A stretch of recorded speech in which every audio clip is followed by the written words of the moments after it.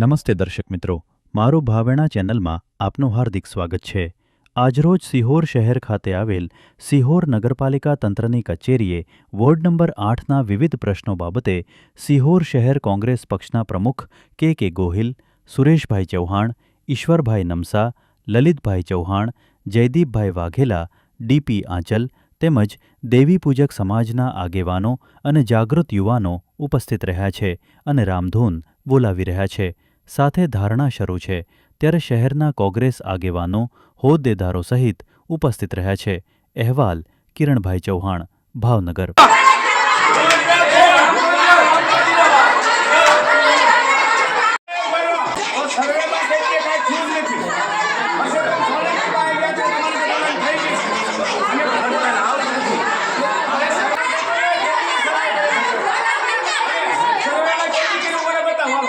હા, સર્વે કરી તો બતાવવું પડે.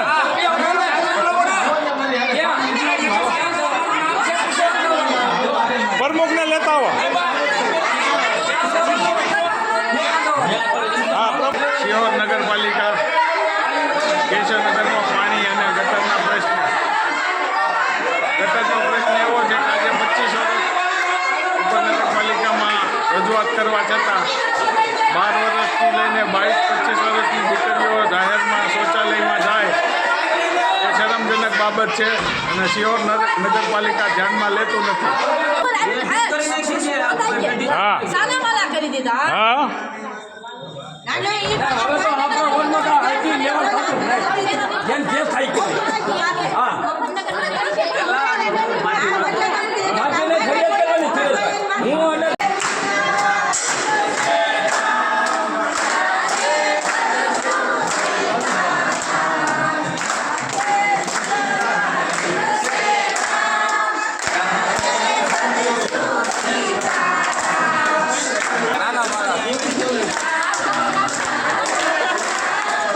નાના બાળકો શીખે હેરાન થાય અને ન્યાય લેવા માટે બેઠા છે. શું અમે નાના માણસો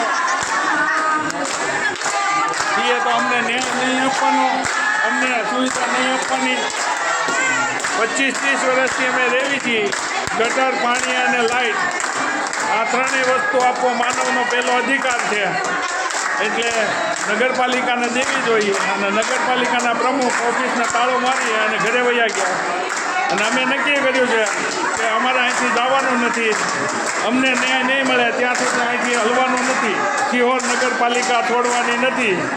જે થવું હોય એ થાય. પૂરી દેવા હોય તો પૂરી દે, ગોળીએ દેવાય તો ગોળીએ દે. બાકી અમે અહીંથી જવાના નથી. જ્યાં સુધી અમને ન્યાય નહીં મળે ત્યાં સુધી અમે અહીંથી જવાના નથી. સિહોર નગરપાલિકા